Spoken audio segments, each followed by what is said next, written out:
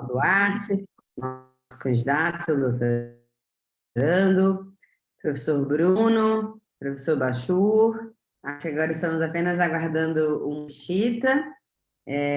Bruno Duarte, peço desculpas aí pela confusão do link, não sei bem o que aconteceu, mas ainda bem que resolveram rapidamente.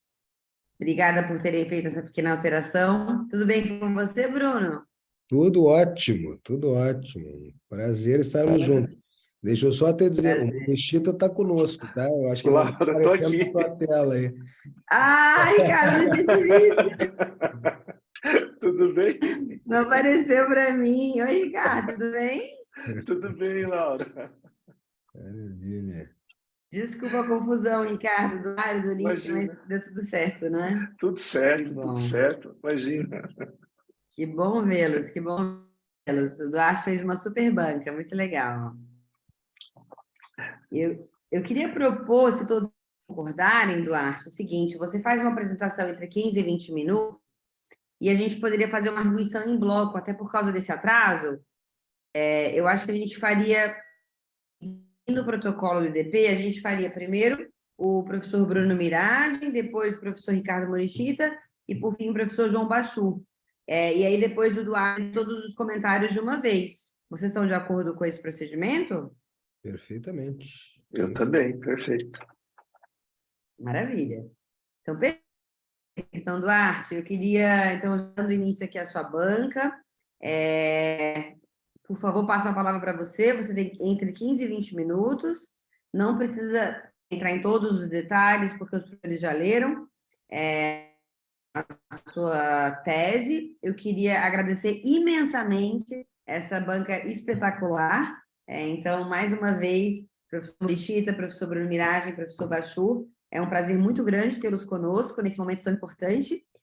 Acho que você tem a palavra.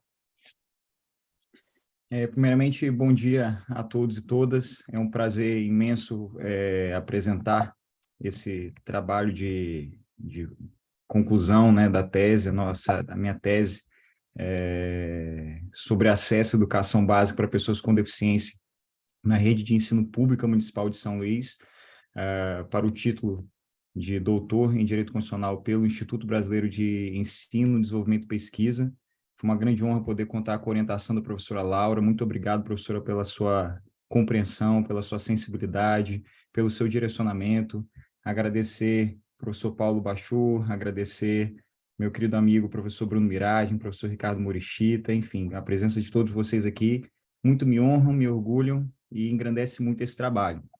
Agradeço muito à professora Laura, porque nós estávamos escrevendo sobre acesso à justiça, falando sobre as plataformas virtuais de acesso à justiça, quando em dezembro do ano passado, quando da realização do meu sonho de ser pai, na 12ª semana da gestação, eu recebi o diagnóstico que o meu filho, o Luca, ele tem trissomia do cromossomo 21. E claro, naquele primeiro momento, um susto, um baque, uma preocupação, como se preparar para receber o Luca, e eu não consegui mais ler sobre outra coisa. Lia sobre acesso à saúde, o que eu precisava fazer, o que a gente precisava fazer para se preparar, começava a pensar o que fazer para que meu filho pudesse, será que ele vai ler, será que ele vai escrever, será que ele vai falar, será que ele vai jogar bola, será que ele vai ser feliz? Tudo muito novo para mim. Na época eu não sabia o que era uma TN, hoje eu sei o que é uma translucência nucal aumentada, quais são os impactos disso. Então, eu entrei em contato com a professora Laura, no primeiro momento muito emocionado, e falei para ela sobre a possibilidade de mudar a minha tese de doutorado, e ela me permitiu esse desafio. Então, professora, muito, muito obrigado mesmo, porque se não fosse a sua sensibilidade me permitir a mudança do tema, hoje nós não estaremos aqui porque eu não consegui mais ler sobre outro assunto. Então, essa foi a principal motivação do meu trabalho, transformar dor, transformar medo, transformar todo aquele sentimento em um propósito que hoje não é só o propósito desse meu trabalho, mas é o propósito da minha vida. Então, sobre essa temática, como o direito fundamental à educação básica para pessoas com deficiência está sendo implementado na rede pública municipal aqui em São Luís. A gente precisa primeiro fazer a distinção entre segregação, integração e inclusão. A segregação é essa separação, é o que, inacreditavelmente, em 2020, alguns, como, por exemplo, o ministro da Educação, defendiam uma educação especializada, uma educação especial, segregada, pegar as pessoas com deficiência, em razão dessa deficiência, e separá-las em um sistema educacional especial. Existe também a integrativa, que é matricular em uma escola regular, mas dentro dessa escola regular, separar, distanciar, isolar. E o que nós defendemos é educação inclusiva, uma educação para todos, que aceite as diferenças, que valorize as pessoas, que trabalhe e respeite a diversidade. É a educação inclusiva que nós defendemos. E o que o mundo pensa sobre educação inclusiva? A Declaração Mundial sobre Educação para Todos, de 1990, ela já fala sobre o acesso à educação para todos, pessoas com deficiência, independentemente da diversidade, que a educação seja garantida para toda e qualquer pessoa. Já em 2015, foi estabelecido como objetivo 4, os Objetivos da ONU 2030 de Desenvolvimento Sustentável, assegurar uma educação inclusiva, equitativa, de qualidade e promover oportunidade de aprendizado ao longo de toda a vida para todos e todas. O que o Brasil decidiu sobre educação inclusiva? Nós temos 2 marcos aqui que eu gostaria de destacar, que é a Constituição Cidadã, a Constituição Federal de 88.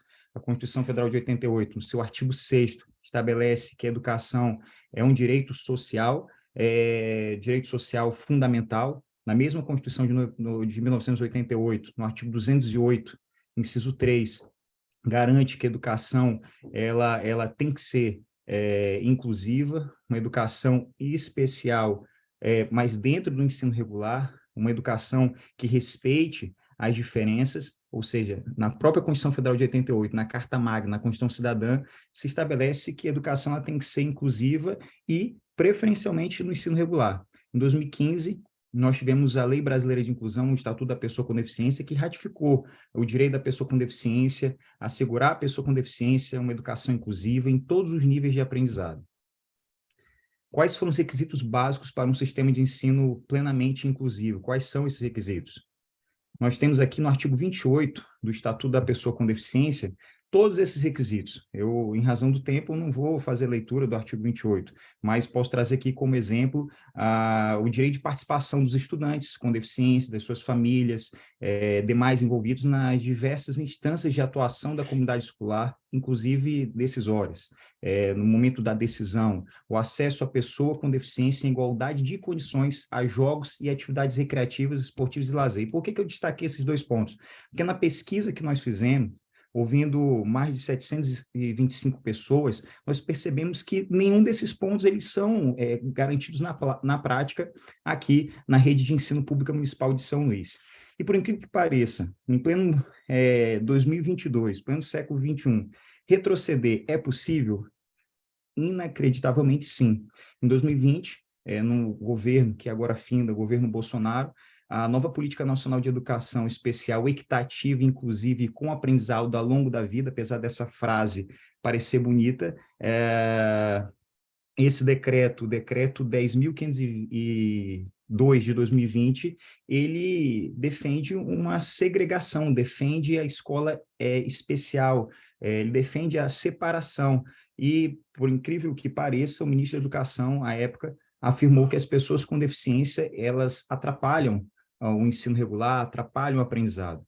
Pelo contrário, o que nós percebemos na nossa pesquisa é que a inclusão ela é muito importante, ela é fundamental para pessoas com deficiência e é ainda mais importante para pessoas que não têm nenhum tipo de deficiência. Afinal de contas, é diferente ser normal. Se nós olharmos aqui na própria banca, um olhar pela fotinha do outro, a gente vai perceber que nós somos diferentes. E essas diferenças, elas precisam ser respeitadas. E para respeitar, a gente tem que conviver, a gente tem que conhecer, e não segregar e não separar.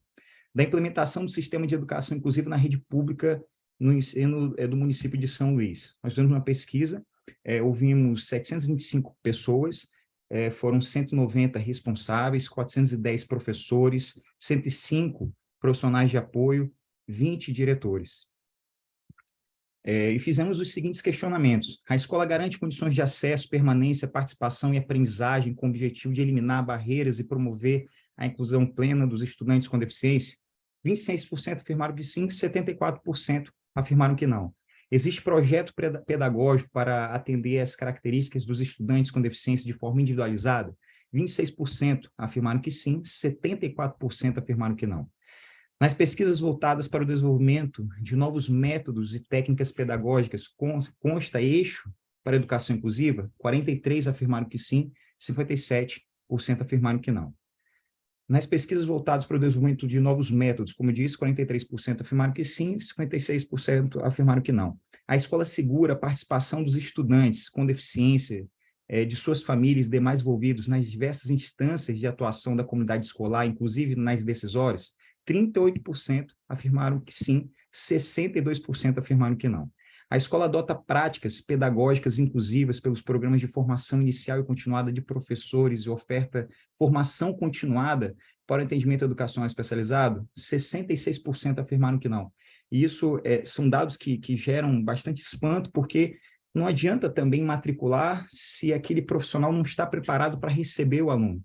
E quando nós analisamos, ao final eu vou falar sobre a ação civil pública protocolada pelo Ministério Público Estadual aqui no Maranhão, nós vamos perceber que falta o básico, até para que esses profissionais possam garantir o acompanhamento e a inclusão desses alunos.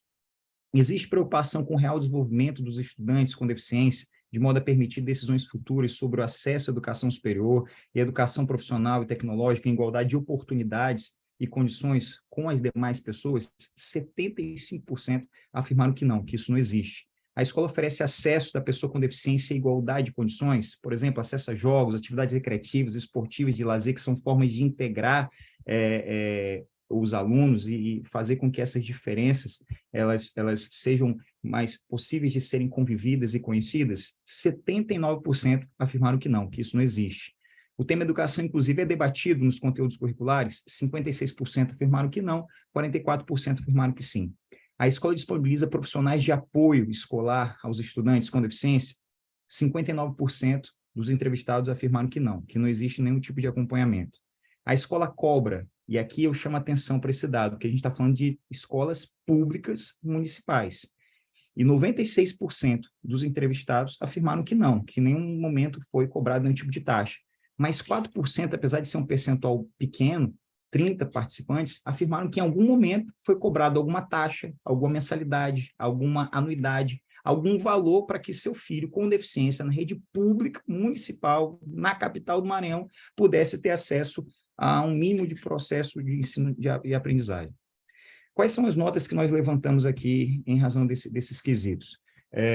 90% dos requisitos mínimos obtiveram mais de 50% de respostas negativas dos participantes para início da execução. Significa dizer que sequer podem ser avaliados, pois ainda são ignorados pelo o sistema escolar.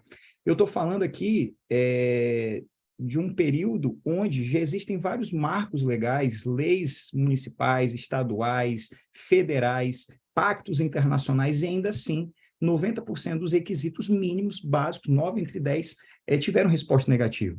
O requisito básico menos implementado é a oferta às pessoas com deficiência de acesso e igualdade de condições em jogos, atividades recreativas, esporte de lazer, ou seja, 79% não tem acesso à prática esportiva, não tem acesso a atividades recreativas, que é muito importante para o aprendizado dessas crianças. Também merece destaque o percentual de resposta negativa de 75% para o requisito da educação inclusiva de qualidade, ou seja, real preocupação com o desenvolvimento, visto que o acesso ao direito fundamental à educação não deve ser avaliado pelo viés meramente formal.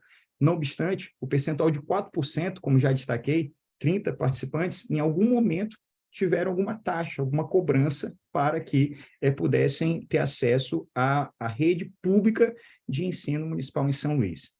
Nós buscamos a análise de uma ação civil pública aqui na nossa cidade, na capital do Maranhão, em São Luís, protocolada pelo Ministério Público, onde essa ação civil pública ela teve como objetivo garantir a presença de cuidadores na nossa cidade. Os dados são alarmantes, porque nós temos aqui 256 escolas públicas municipais em São Luís. Dessas 256 escolas públicas municipais, nós temos a presença de mais de 3 mil crianças que têm algum tipo de deficiência, sendo que mais de 80 mil ainda estão em um processo de diagnóstico, ou seja, devem existir crianças com autismo ou com algum tipo de deficiência não diagnosticada, mas que estão matriculadas na rede regular, não de forma inclusiva, mas meramente matriculadas, ou seja, estão ali integradas, mas não estão tendo acesso a um processo educacional como deve ser. E essa ação busca a garantia de cuidadores. E nós temos hoje, na nossa cidade, apenas 140 cuidadores, ou seja, são 140, ou melhor, 130 cuidadores para o universo de mais de 3.000 crianças com deficiência matriculadas nessa rede de 250 escolas, o que significa dizer que 0,43 cuidador por criança, ou seja, não existe um processo de acompanhamento dessas crianças.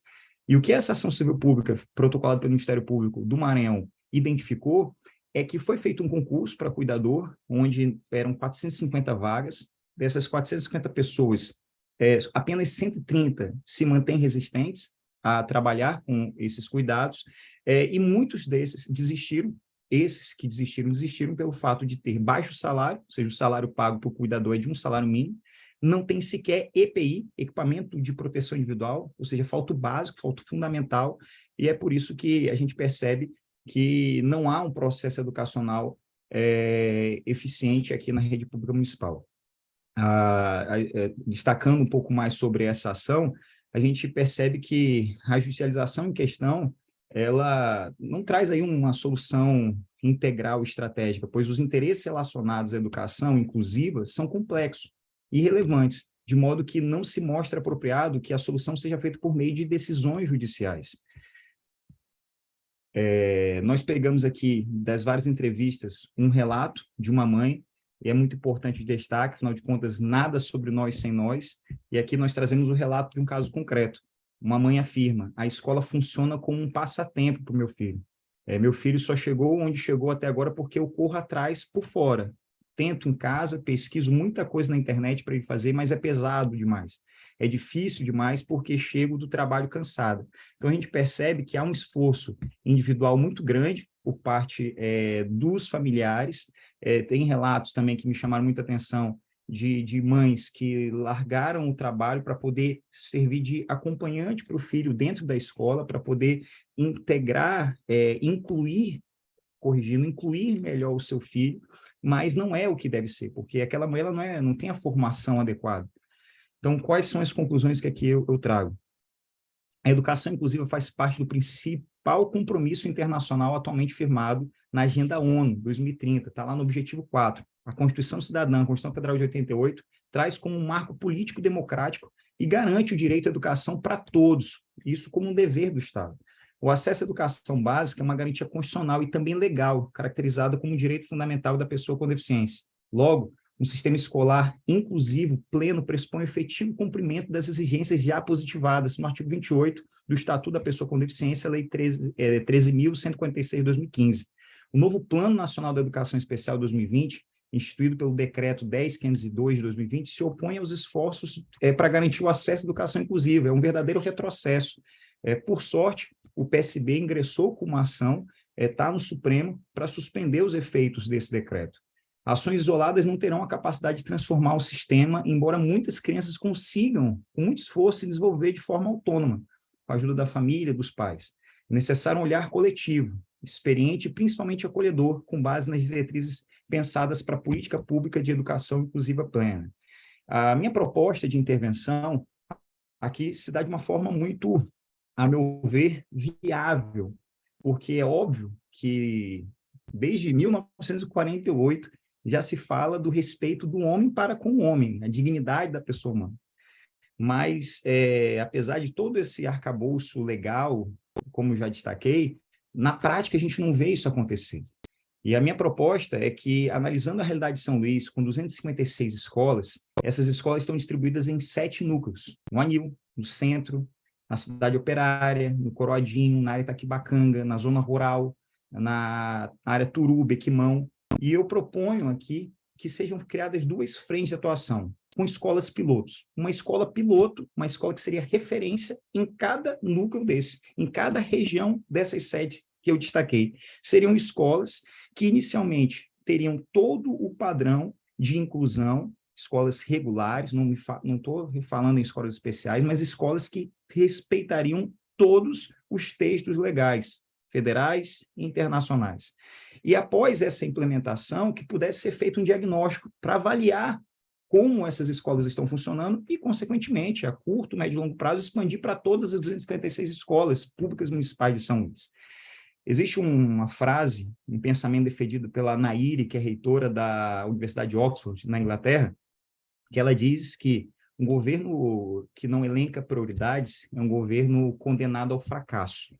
E isso hoje parece distante da nossa cidade, porque, infelizmente, nós temos gestores públicos que priorizam aquilo que não é importante. Por exemplo, fazer uma praça é bom? É bom, mas não é prioridade enquanto as pessoas morrem na fila de espera para uma consulta e para o exame. Pegar a Avenida Litorânea, a avenida uma das mais conhecidas da nossa cidade, na frente da orla marítima, na praia, com ciclovia, enfim. Pegar essa avenida que já é pavimentada, que já tem asfalto, e colocar a renovação desse asfalto, renovar 12 quilômetros de asfalto, ou seja, pavimentar o que já é pavimentado, é importante? É, mas não é prioridade.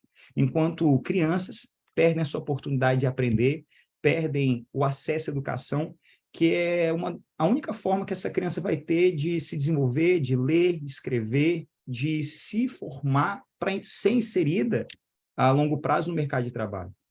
E como disse o ex-ministro, o primeiro-ministro da Inglaterra, Tony Blair, não devemos pensar as políticas educacionais como políticos, nós devemos pensar como um pai, porque se pensarmos como um pai que busca o melhor para o seu filho, nós conseguiremos atingir a finalidade. Então, essa é a nossa proposta de intervenção, essa foi o objeto da nossa tese de doutorado, para que nós possamos começar de forma viável, prática, a garantia do acesso à educação básica às pessoas com deficiência na nossa cidade. Afinal de contas, isso não é favor, isso é direito. E as pessoas com deficiência não são dignas de pena, são dignas de direito. Muito obrigado. Obrigada, Duarte. Obrigada pela sua ótima apresentação.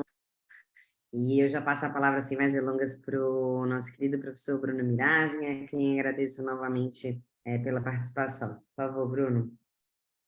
Obrigado, professora Laura, cumprimento também os meus colegas de banca, o professor João Bachur, o professor Ricardo Morichita e o nosso estimado doutorando, Eudelis Duarte. Para mim é um prazer estar nessa banca final, né? Tivemos a oportunidade de estar juntos aí cerca de 6 meses, se bem me lembro, na banca de qualificação, né? E de fato, naquela oportunidade nós já havíamos destacado, né, a importância, né, do tema, do seu objeto, mas também naquela oportunidade a necessidade de avançar, né, numa série de questões, especialmente do ponto de vista do exame das normas incidentes sobre a matéria e também detalhamento, eu me lembro bem, uma discussão mais aprofundada, até acho que o professor Bachur, naquele momento, fez um registro importante na questão da própria pesquisa, né, do modo de desenvolvimento da pesquisa. E comparando, e fiz essa comparação entre o trabalho que foi submetido à qualificação e o trabalho final, né, a tese final, faço esse registro inicial de um atendimento muito preciso, né, sobre diversas das sugestões lá indicadas, né, que tem naturalmente, vejo aqui a contribuição, obviamente, da orientadora, mas também do professor Bachur, né, notadamente aqui, me lembro bem de toda a indicação sobre a legislação, especialmente, né, detalhado o exame da legislação, seja legislação, as leis propriamente ditas, seja a disciplina regulamentar, né, e isso veio, né, no trabalho de forma muito didática, até, né, ponto a ponto, né, apresentação, desde os instrumentos internacionais, passando pela legislação nacional, legislação geral, regulamentos, até a problematização propriamente dita lá em relação ao decreto 10.502 de 2020, né, dessa nova política de educação especial, que foi também destacada na apresentação agora, né, oral do candidato. Então, esse primeiro registro, né, quer dizer, aquilo que se pedia lá na qualificação, que era uma contextualização, né, para se chegar à pesquisa, que era, de fato, o objetivo que pretendia o doutorando, né, de forma muito veemente, né, todos os membros da banca naquela oportunidade fizeram esse registro. Então, olha, você precisa contextualizar do ponto de vista jurídico, afinal de contas, né, programa de pós-graduação também jurídico. Isso foi feito, né, essa contextualização veio, essa historicidade normativa em relação ao ensino das pessoas com deficiência. Então, esse amplo exame legislativo, esse diria indicar, né, na página 13, a questão específica, né, do município de São Luís, que é o objeto da pesquisa propriamente dita. Depois, né, aqui há talvez até um pouquinho de exagero, me permitam, assim, no sentido também construtivo, né? Talvez nas páginas 34, 35 não fosse tão necessário, e foi um trabalho do candidato, inclusive, que ele coloca até o registro, né, da história do processo constituinte, vamos dizer assim, como é que se estruturou o processo constituinte, talvez poderia até caber como uma nota de rodapé, não precisaria estar no texto, né, o quadro, mas foi uma pesquisa interessante, importante até, né, no sentido do registro, mas a Constituinte como um todo não precisava estar, talvez o histórico da disposição constitucional específica, sim, mas não todo o processo constituinte, né, aquela tabela do autor que ele estruturou, poderia ser uma nota de rodapé, né, sem prejuízo para o desenvolvimento do trabalho. Mas, independentemente disso, né, todo o caminho desenvolvido ali merece o registro. O que talvez pudesse contribuir também, e ali pela altura talvez da página 78, seja um pouco, porque como trabalha com essa compreensão da educação inclusiva, poderia ter um registro nessa história legislativa também do próprio papel da legislação civil, do Código Civil, né, na questão do tratamento, vamos dizer assim, né, das pessoas com deficiência, né, essa transição, que, afinal de contas, inclusive, foi também operada pela lei de inclusão das pessoas com deficiência, né, que foi a própria alteração do Código Civil no tocante ao regime das incapacidades, poderia ter uma nota aí também nesse histórico, embora não seja especificamente de educação das pessoas com deficiência, mas poderia ter uma nota em relação a essa transição, que não deixa de ser,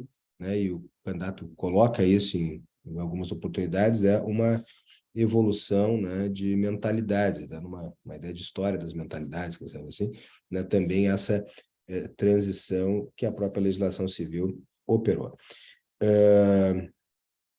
E aí sim, né, como disse, na página 117 vem essa questão da contradição mesmo, né, o problema mais atual, né,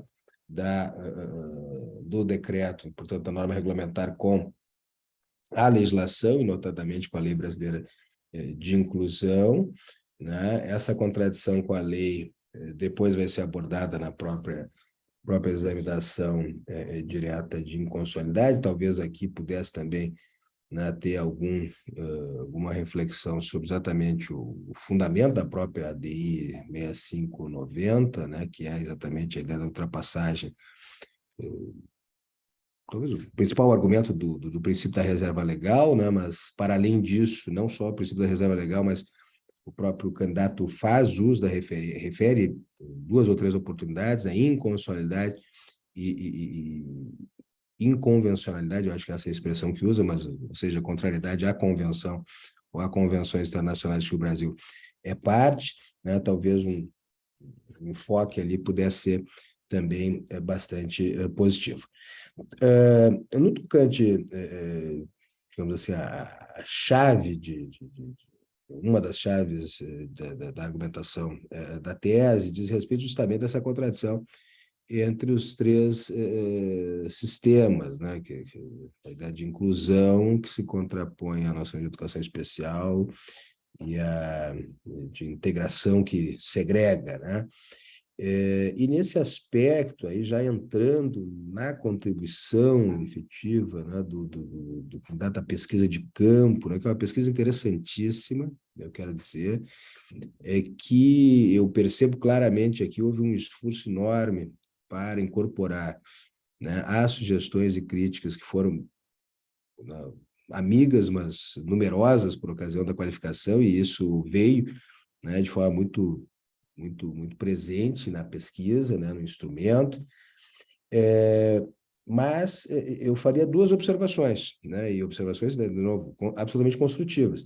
Né? A primeira delas é uma pesquisa muito rica do ponto de vista da percepção, né? Porque a política pública, na verdade, ela é norma, a política pública ela é, em alguma medida, implementação, né, pelos meios materiais de execução, por parte, sobretudo, do Poder Executivo, enfim, mas ela é também percepção, né, percepção dos destinatários da política pública sobre a sua efetividade, sobre os seus problemas, né, e sobre a necessidade, vamos dizer assim, de adequação, enfim. E nesse aspecto, né, talvez a parte mais... Foi uma base de pesquisa enorme, 725 entrevistas, que é um número muito expressivo, né, sendo mais da metade de professores, que, né, são 410, se não me engano, né, e, portanto, também, né, um número expressivo de respondentes, vamos dizer assim, à pesquisa. Mas talvez a parte mais interessante dela seja justamente nem tanto a resposta objetiva das perguntas, né, que foram ali indicadas com os percentuais, né? Porque, de novo, como é uma pesquisa de percepção, né, há perguntas e respostas ali que, claro, a percepção dos entrevistados pode corresponder ao fato, né? Há ou não há número suficiente, né? Há política ou não há política na escola? Algumas daquelas perguntas. A percepção é uma questão importante, mas ela talvez não se confunda com o fato em si, né? Pode não se confundir. No caso aqui, eu acho que até se identifica. Eu acho que, de fato, foi respondido é o fato, mas, digamos... Mas há questões que estão nas perguntas que, eventualmente, outros meios de pesquisa chegariam, né, a essas respostas, e não necessariamente a resposta dos destinatários, né, da, da, da, da pesquisa, os respondentes da pesquisa. Então, sendo uma pesquisa de percepção, a parte mais rica, é isso que eu gostaria de dizer, está exatamente na percepção, né, nas respostas, naquela parte final do questionário, que foi bem sistematizada, ali foi transcrita, né, na tese das páginas 144 a 162. Né? Porque, no final das contas, se a política pública, né, tem que atender o interesse das pessoas, destinatárias dessa política, né, e como elas estão vendo aquilo. E esta parte, né, primeiro, até poderia ser um anexo, né, primeira coisa, mas explorar, né, com mais... assim, com mais atenção a série de depoimentos que ali são definidos. Você acaba fazendo isso, né, e agora no final da apresentação também trouxe, né, em relação a uma resposta específica, algumas respostas específicas, das páginas 170 a 172, que eu acho que ficou muito... deu uma ilustração ao tema, mas há das páginas 144 a 162 uma série de depoimentos que podem exatamente indicar esse aspecto, que é talvez o aspecto mais relevante, assim, mais destacado da pesquisa, que é a percepção dos destinatários da política pública em relação, notadamente, às suas insuficiências, né? Notadamente às suas insuficiências, mas especialmente esse ponto, né? Olha, não está adiantando nada, o município está lá implementando isso, aquilo, mas não chegou até mim, quer dizer, ou não atende a uma necessidade concreta que eu tenho, e, portanto, também não atende, em muitas situações, a própria finalidade que a norma federal, a norma constitucional, né, a norma federal, acaba indicando. Então, eu acho que esse material que você tem, que você organizou, que você sistematizou, né, ainda pode conduzir, né, a grandes resultados, tá? A grandes resultados. Tá? E só para ilustrar o que eu estou dizendo, né, na questão dessa pesquisa de percepção, ali você tinha uma pergunta sobre disponibilização de profissionais, né? E aí 59% dos respondentes disseram, não tem profissionais suficientes, 41, a disponibilização dos profissionais, 41 tem. Tá?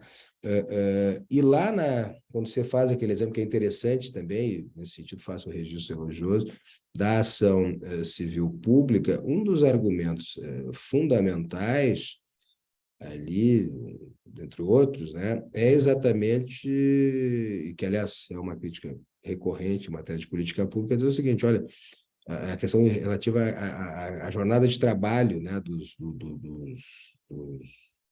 cuidadores, né, quer dizer, sinaliza que tem pouco exatamente porque a jornada de trabalho é exaustiva, né, insuficiente, o número, né, decorrente dessa jornada de trabalho. Esse número até que você citou agora, eu confesso que eu não, na minha leitura, acabei não localizando, que só tinha 130 cuidadores, né? Eu acabei me passando ali. Se está no texto, eu me passei, confesso.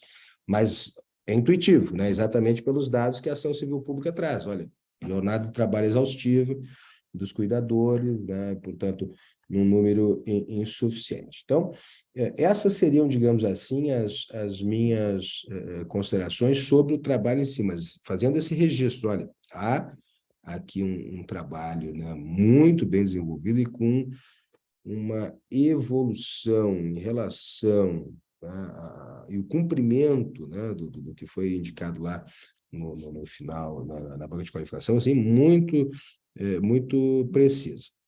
Onde é que nós precisaríamos só chegar, e seria a única pergunta que eu faria ao candidato, né? Ele faz referência ao final e faz referência na conclusão. Tá? Afinal de contas, é uma tese de doutorado, portanto, é vamos ver a tese, né, propriamente dita, né, e acaba sugerindo, né, um modelo de intervenção.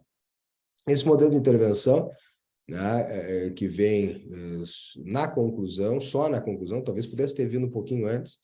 Olha, vamos organizar, são tantos núcleos, né, setorizados para poder concentrar ali, né, uma experiência, não seria bem piloto, não, são vários núcleos, mas experiências piloto, vamos dizer assim, para a gente avançar. Eu acho que isso mereceria, talvez, um pequeno desenvolvimentozinho anterior, antes de cair na conclusão, vamos dizer assim, tá? Porque, nesse sentido, a tese, vamos dizer assim, parte de uma constatação, não funciona, não está funcionando em São Luís, de uma pesquisa muito rica, né, que é a percepção das pessoas de que não está funcionando. Olha, o depoimento esse que foi indicado nas páginas 170, 172, olha, eu faço muito mais em casa e você destacou na exposição verbal, né, a escola, que teria um papel formativo, acaba sendo recreativo.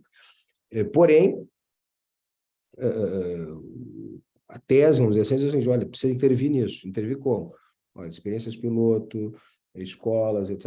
Só fazer um pouquinho essa conexão, né, que está na conclusão, mas poderia estar um pouquinho antes, né? É só essa a minha indicação. Mas queria, com isso, né, com essas críticas, mas a rigor, não, apreciações, mais do que críticas, apreciações sobre o trabalho, cumprimentar o candidato, cumprimentar a sua orientadora, e dizer que, de fato, há aqui um claro, né, um claro papel, em primeiro lugar, da banca de qualificação, dessa intensidade, né, que foi dada nesses meses que se seguiram a ela e que, sem dúvida, nos traz um trabalho muito rico para reflexão sobre esse problema tão importante, atual, sobre a inclusão das pessoas com deficiência e, especificamente, sobre algumas das tarefas do Estado, e uma específica aqui da educação inclusiva, neste tema. Então, agradecendo, professora Laura, seriam essas minhas considerações. Professor Bruno, muito obrigada pela leitura cuidadosa, pelas contribuições generosas.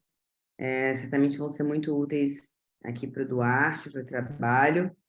Duarte, como a gente combinou, eu vou passar a palavra para o nosso querido professor Ricardo Morishita, depois para o Bachur e depois para você. E aí, não esquece de anotar todas as respostas e os comentários de cada um dos professores, ok, Duarte? Professor Morishita, o senhor tem a palavra. Obrigado, professora Laura. Uma alegria imensa estar aqui. Obrigadíssimo, Duarte, pelo convite. É uma honra fazer parte aqui dessa banca. Queria cumprimentar também meu querido amigo, o professor Bruno Miragem, né? Também o professor João Bachur, querido amigo também. Uma alegria estar aqui nessa banca.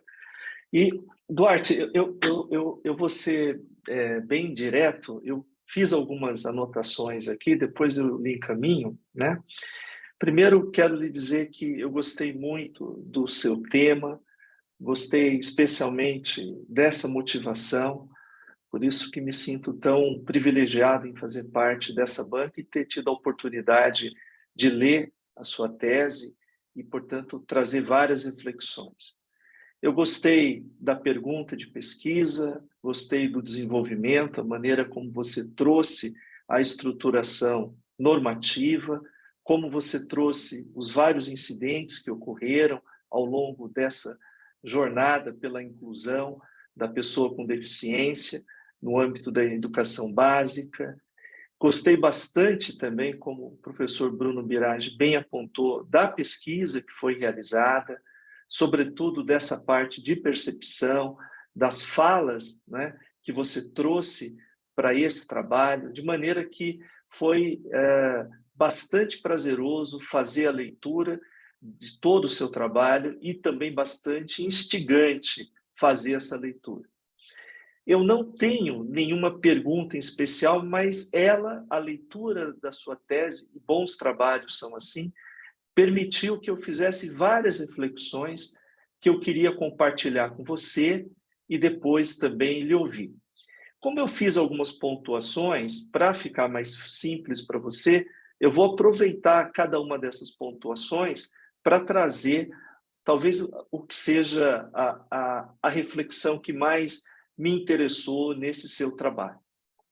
O primeiro ponto, Duarte, eu pude notar que você se utiliza de uma estrutura, de um conceito central do direito, que o professor David Turbeck faz uma boa identificação, não é? Que é você olhar e perceber o direito como um sistema de regras que são elaborados mediante uma consciência, uma racionalidade e que tem um Estado para implementar esses direitos. Então, acho que você utiliza essa estrutura central em todo o seu trabalho. Ele permite que a gente veja isso com muita clareza, né?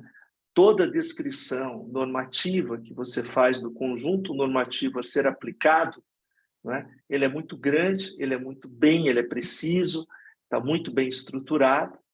Você mostra a racionalidade dessa construção e também, ao final, tem um apelo, tem uma força aqui, que é a do próprio Estado, dessa centralização do Estado, como responsável pela implementação de todos esses direitos. Então, isso para mim ficou muito nítido e me permitiu fazer, então, o uso dessa estrutura que o professor David Turbeck coloca, do que ele vai chamar dessa concepção central do direito moderno e que vai, de alguma maneira, dialogar com as ferramentas que a gente imagina ser possível para o próprio desenvolvimento. A questão que ele traz, Duarte, e acho que a sua tese vai mostrar isso, sobretudo nessa parte empírica, é que essa construção e essa concepção do direito desta forma, ela é importante, ela é um modelo que se discute, sobretudo nos países de economia madura, mas que talvez aqui no caso especialmente do Brasil, e o David Turbeck, ele trabalhou essa experiência aqui no Brasil, ele é crítico desse modelo e diz que talvez não funcione, como você bem mostrou, que nem sempre esse modelo vai funcionar como não tem funcionado aqui. A pergunta que me pareceu e que me permitiu, o seu trabalho me permitiu fazer, foi: será que esse é o único caminho? Será que este modelo ele é a única forma de se realizar esse direito que é tão importante, que é o direito à inclusão da pessoa com deficiência? Então, essa, para mim, foi a grande questão. E quando eu fui lendo o seu trabalho, eu fui encontrando elementos que vão me mostrar, ou que estão presentes na sua tese, que vão apontar também para um outro caminho. Aqui tem uma questão aqui que eu vou explorar agora ao longo dos itens em que eu vou te colocar. Minha primeira observação, Duarte, está na página 19, e eu sei que você trouxe a referência, não é? A Conferência Mundial dos Cuidados Especiais para a Educação, que foi feita em Salamanca em 94, mas tem um registro importante da própria Unesco, em que ela reconhece que esse momento ele foi importante porque ele atualiza, não é, a Declaração, a Convenção contra a Discriminação na Educação de 1960. Então, aqui, eu acho que essa atualização ela é importante. Você se refere a essa conferência, mas não dá esse peso que consta expressamente no relatório da Unesco. Então, eu acho que, numa eventual publicação, talvez fosse interessante você olhar para esse relatório do Grupo GEM, né, que foi elaborado aqui e foi publicado, acho que foi em 2021. Então, é um trabalho um pouco mais recente. Na página 31, você começa a trazer um questionamento que seria muito interessante, e esse é um ponto que eu queria lhe ouvir, quer dizer, você toca isso em vários pontos do seu trabalho. A inclusão da pessoa com deficiência, evidentemente, é importante para ela. Mas por que ela é importante para a sociedade? Qual é a razão que leva, não é, a esse benefício para toda a sociedade? Então, na página 31, você vai começar essas descrições e acho que aqui a gente pode começar a trazer esse questionamento.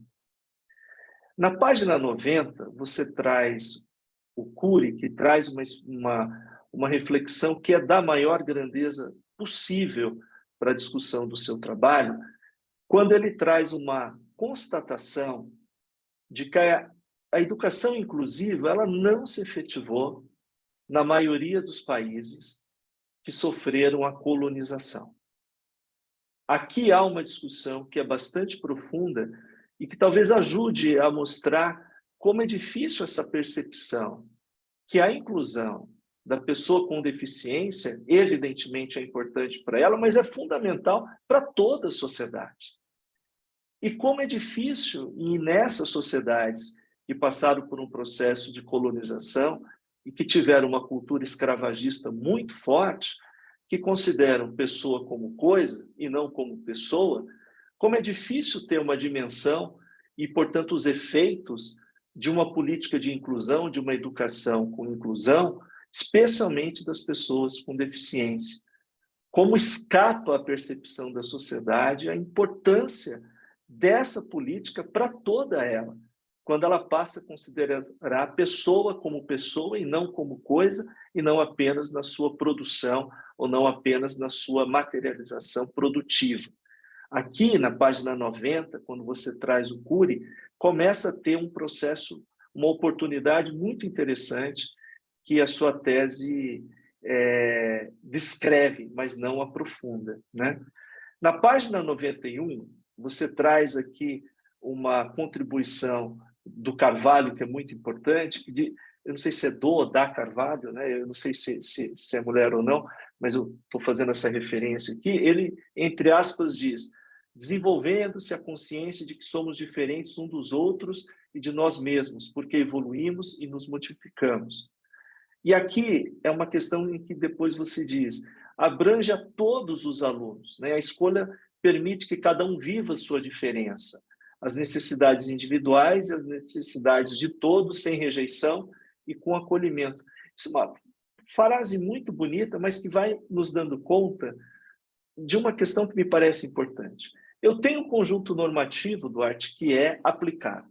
Eu tenho o Estado, e você deu demonstrações que o Estado procura fazer a implementação e assegurar essas medidas, o que é muito importante.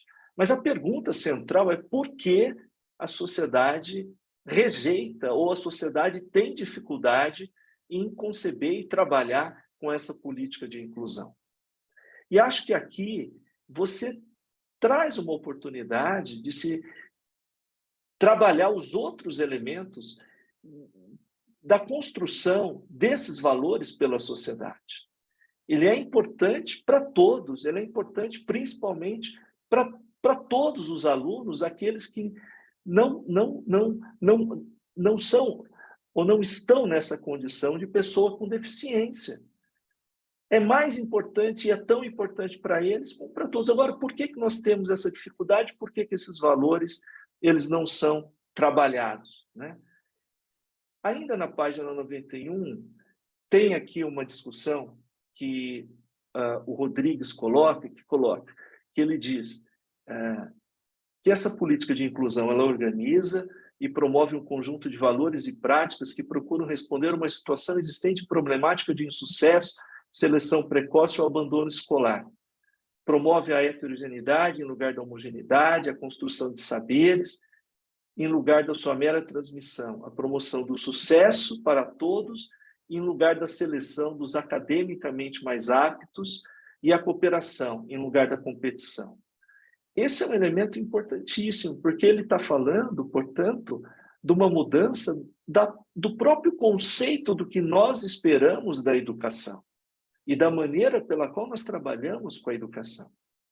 Então, aqui, me parece que é uma oportunidade gigantesca, né, em saber em que medida esse novo modelo, que é para todos, ele traz resultados para a sociedade, né, das evidências empíricas desses resultados. Então, aqui, me parece também na página 91, que tem aqui, dentro da sua tese, uma provocação e um elemento que nos permitiria até desdobrar em outras questões, mostrando para a sociedade, trazendo um novo conjunto, agregando valor para a sociedade desse movimento. Me permita aqui simplificar, ainda de uma maneira um pouco mais rude, mas que posso deixar claro. Se a gente não trabalhar com a sociedade a importância desse processo de inclusão, da educação inclusiva, Duarte, eu receio que apenas as medidas judiciais, ainda que necessárias, ainda que as medidas jurídicas, a promoção de leis, a tutela das leis, elas não alcancem na velocidade e na intensidade necessária a transformação dessa sociedade. Se a sociedade não entender o conjunto, não tiver a oportunidade de conhecer, de experimentar os valores gerados a partir dessa inclusão, acho muito difícil que apenas nas medidas judiciais ele vá alcançar os resultados que a gente pretende e que a gente merece como sociedade.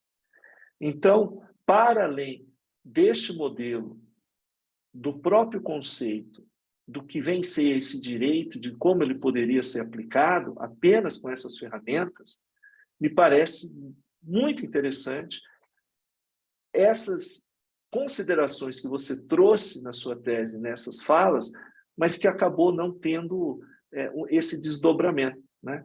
Então, a ferramenta jurídica ela é importante, mas não me parece que ela se exaure na edição da lei, não me parece que ela se exaure nas medidas judiciais, me parece que a grande transformação que ela ocorre quando ela cria as oportunidades para que a sociedade possa enxergar todos os outros valores ou conjunto de valores que ela pode proporcionar a ela, a sociedade.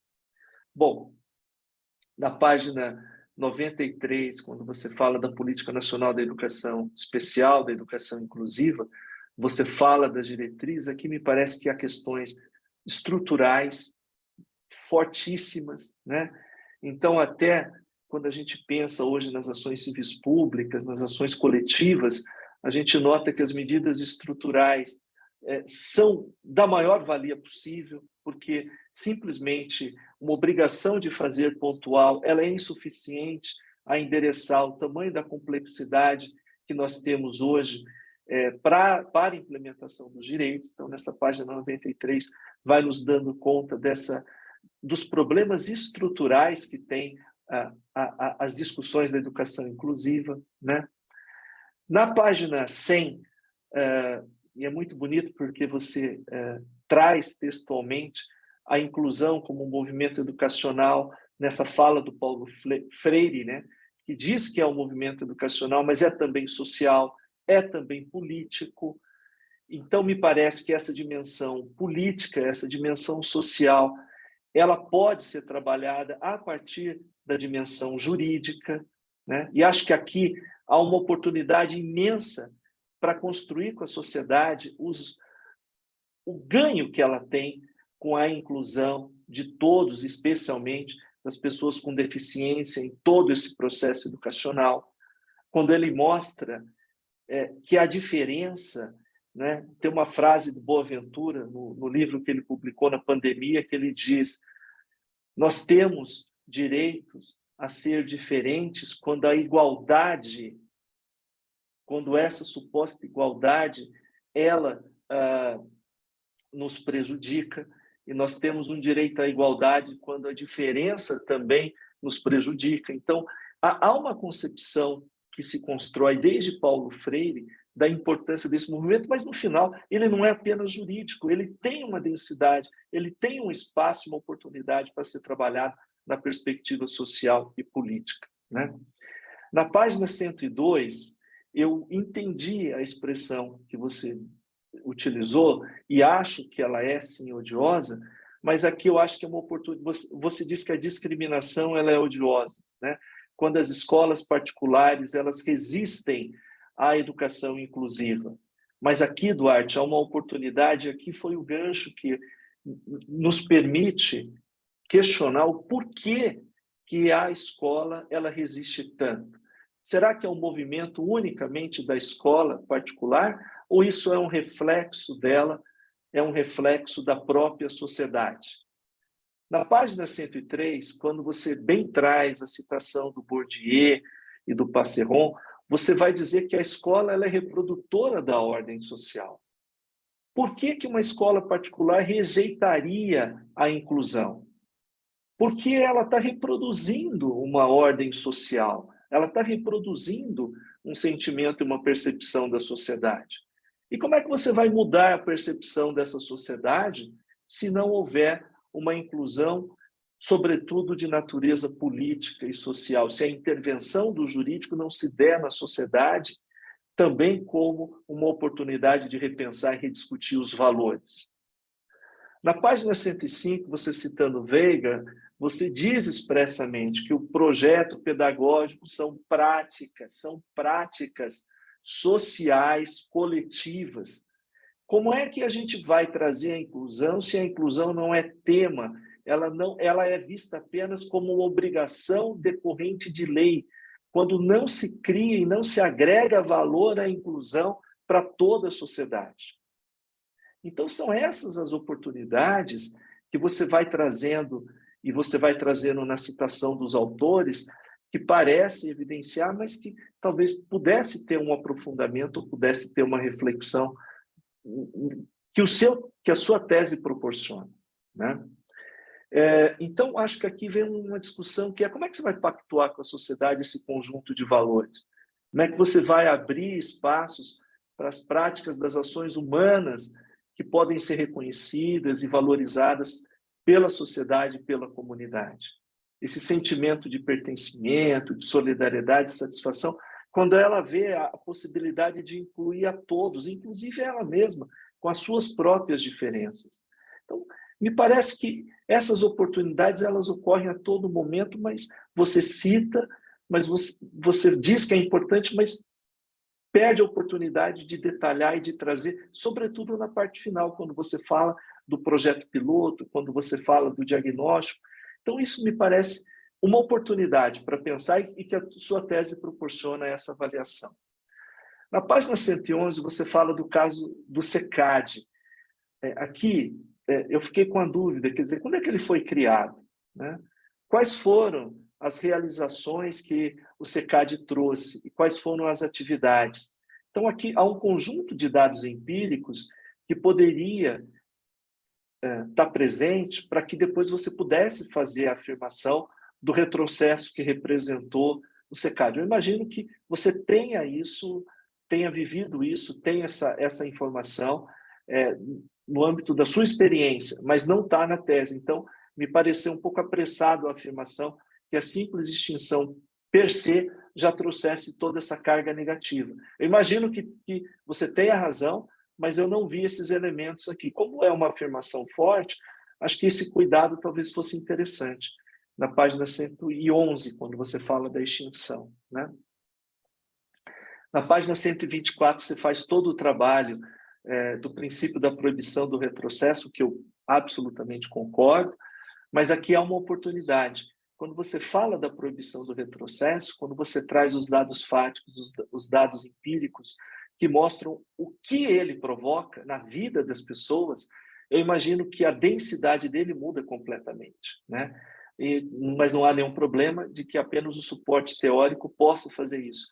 É que na riqueza, quando você traz as pessoas de carne e osso, como trouxe na entrevista, quando você mostra os retrocessos na vida das pessoas, me parece que a proibição ela não é óbvia, ela é urgente, né?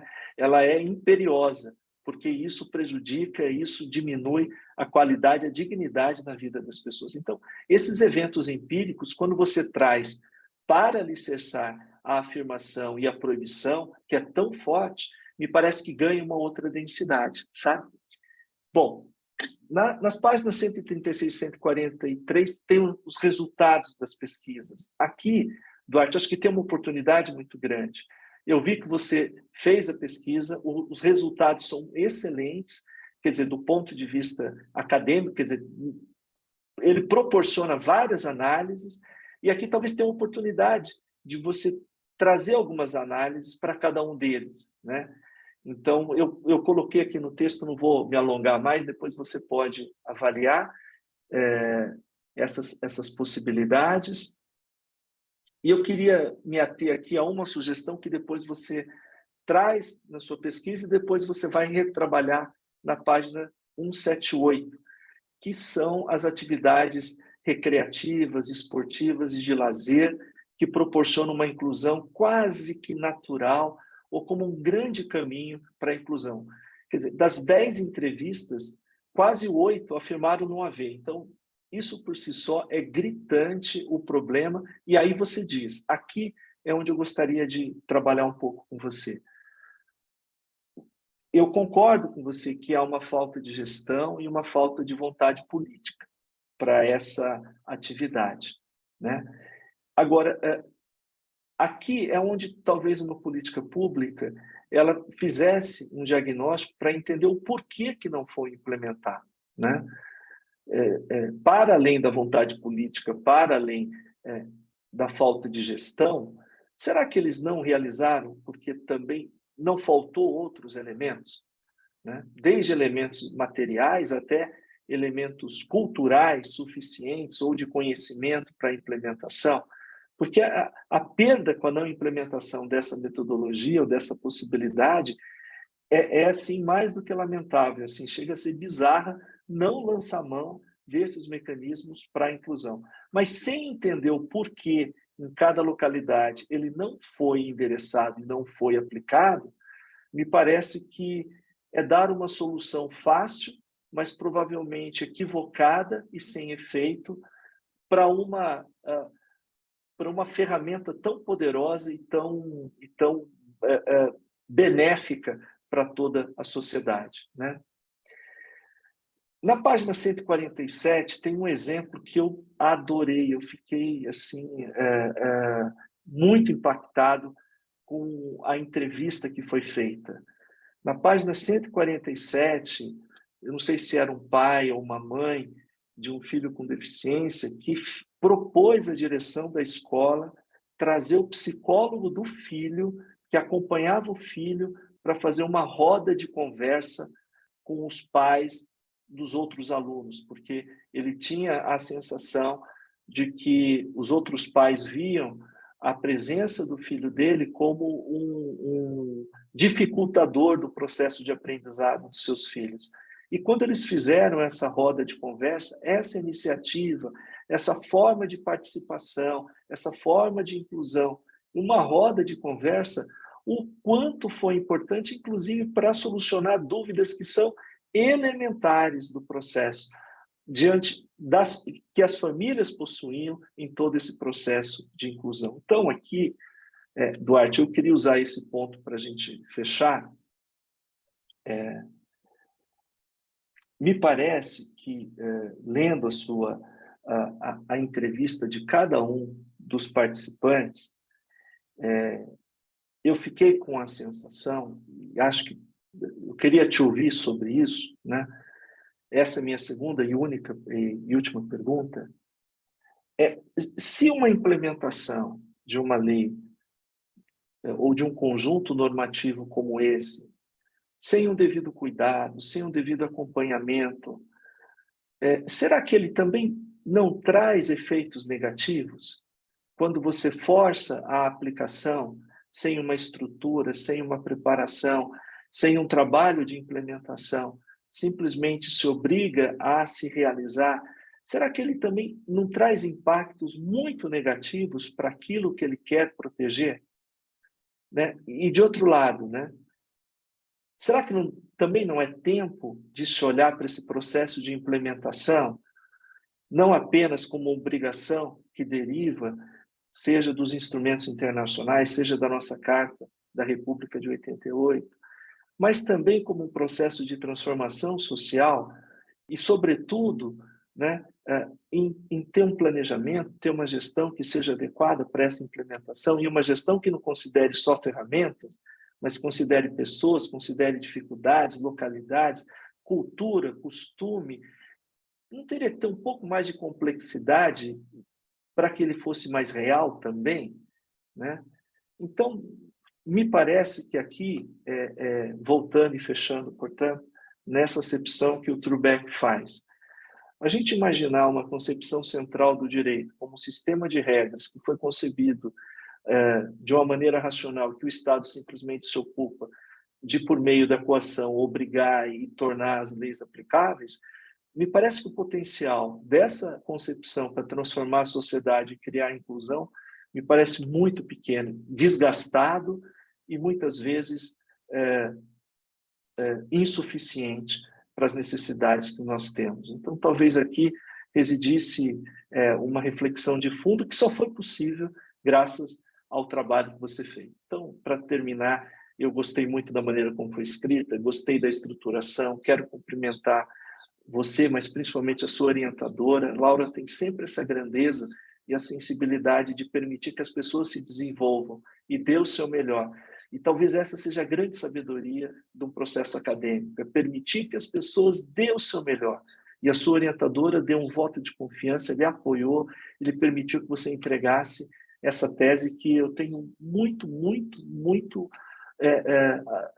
alegria de poder participar e sinto privilegiado de fazer parte de uma escola que proporciona um trabalho dessa natureza para toda a sociedade, aqui, especialmente falando da pessoa com deficiência e a necessidade da sua inclusão para o nosso bem e de toda a sociedade. Então, Duarte, queria aqui agradecer o convite, cumprimentar você e dizer o quanto eu fiquei emocionado ao ler o seu trabalho, pensando no Luca, pensando na Karen, pensando nessa sua capacidade como político de comunicar e transformar a sociedade, mas que não ficasse apenas na dimensão jurídica, mas que a dimensão jurídica, como Conrad Hess diz, na força normativa da Constituição, como uma possibilidade de entrar nas brechas e transformar a sociedade e mostrar que a força normativa da Constituição é a capacidade dela transformar esses ideais, esse conjunto de valor em realidade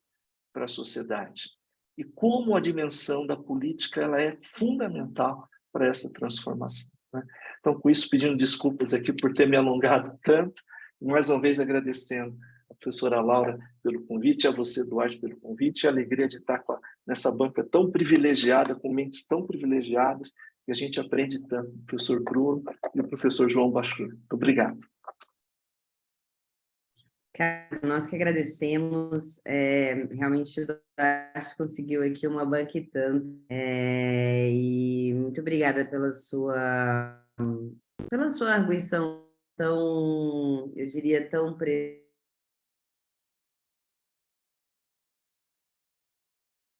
são gentis também, como sempre.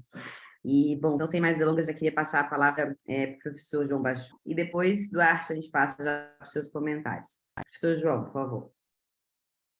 Obrigado, Laura. Eu agradeço o convite para estar nessa banca, tanto seu quanto do Duarte. Um prazer reencontrar o Bruno, o Ricardo, professores queridos, com os quais eu sempre aprendo muito ouvindo falar.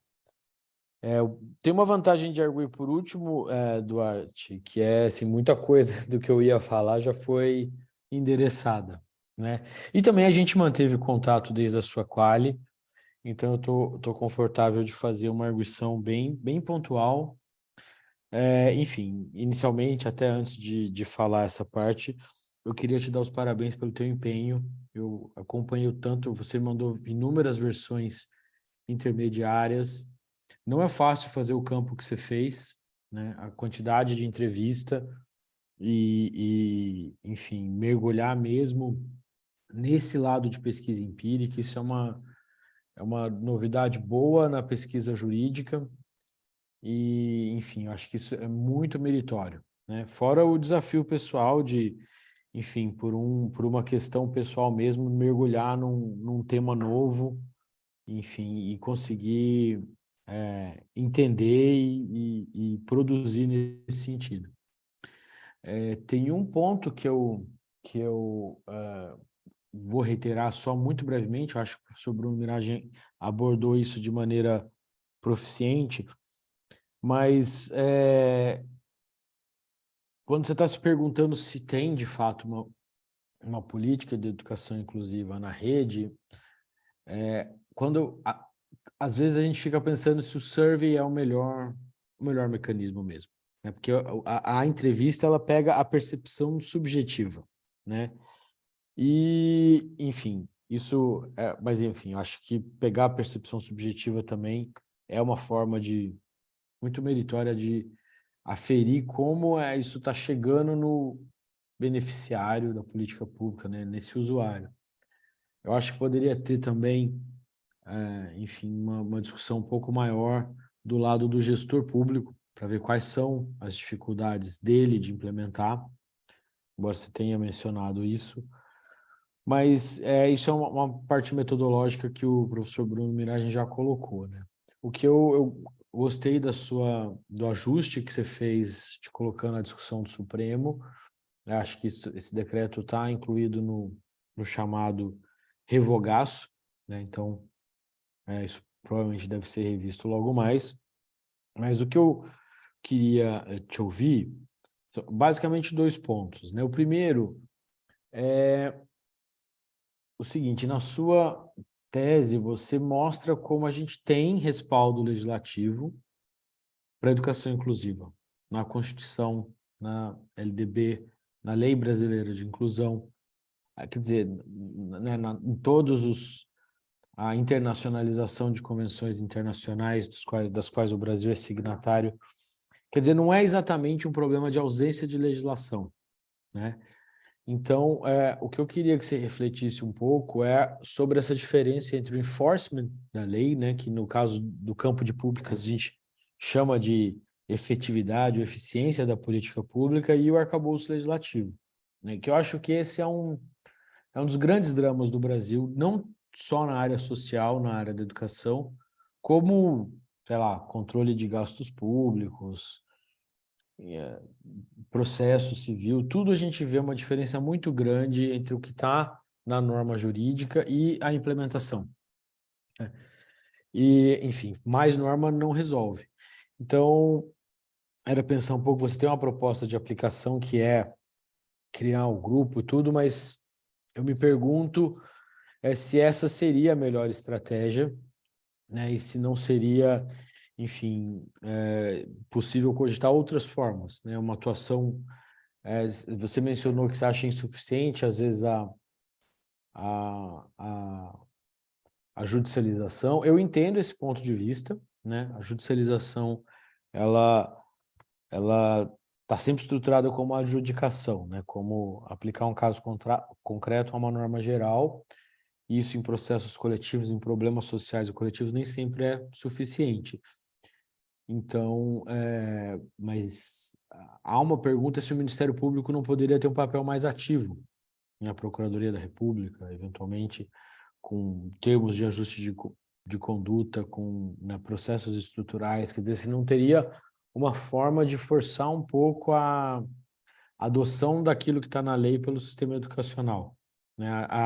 A resposta do gestor de sempre falar que falta pessoa é uma resposta ensaiada e que a gente não vai nunca resolver, né? Porque você não tem como formar pessoas para educação especial, né? Você não sabe quando vai nascer, quando você vai ter uma criança com deficiência chegando no sistema escolar. Então, é uma demanda difícil de você quantificar, né? Isso não tem como vocês. Então, você tem que resolver o problema meio na hora mesmo, né? E às vezes eu acho que, em muitos casos, uma mudança na legislação, por exemplo, no artigo 62 da LDB, que exige que né, o profissional do magistério seja formado em licenciatura, com formação específica na área, se não é um engessamento, né? Para você ter um reforço em sala de aula, né, às vezes basta uma pessoa que saiba, que tenha sensibilidade para entender, né, a necessidade específica da pessoa com deficiência do que alguém com formação em licenciatura. Porque não é um outro professor, ele é um facilitador da interação, né, para que a aula transcorra sem problema. Então, esse é um pouco o ponto que eu gostaria que você refletisse um pouco mais, assim, que a gente, às vezes, a apresentação de criar um grupo ou um GT, nem sempre, isso às vezes é mais jogar o problema para frente. Às vezes precisa ter uma combinação mais de enforcement da legislação mesmo, porque a legislação existe, né? E às vezes, nesse aspecto, direitos difusos e coletivos, o papel do Ministério Público poderia ser um pouco mais atuante do que já foi. Então, esse é um dos primeiros pontos que eu gostaria de te ouvir.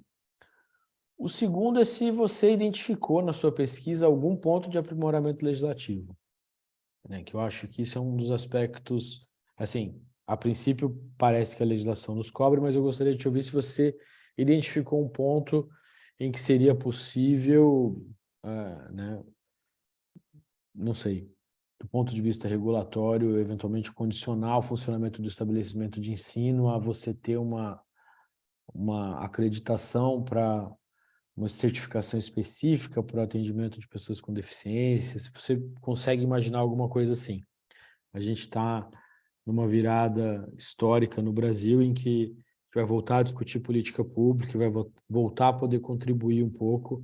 Então, acho que esse é o momento de fazer um tipo de reflexão criativa. Eu acho que você cobriu muito bem a parte legislativa, o arcabouço institucional,